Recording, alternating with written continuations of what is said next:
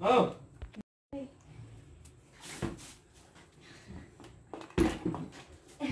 Nainitan daw, kaya bubuksan yung electric fan dito.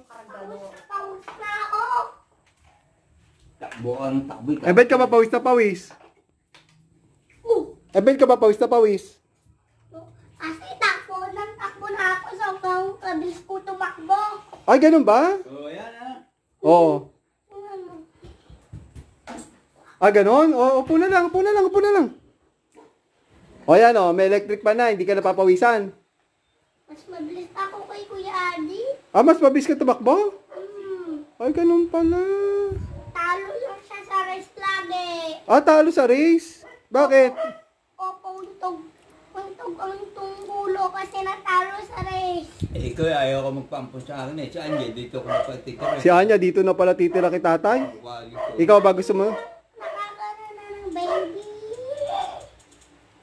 Dito tutulog dito. Mamaya.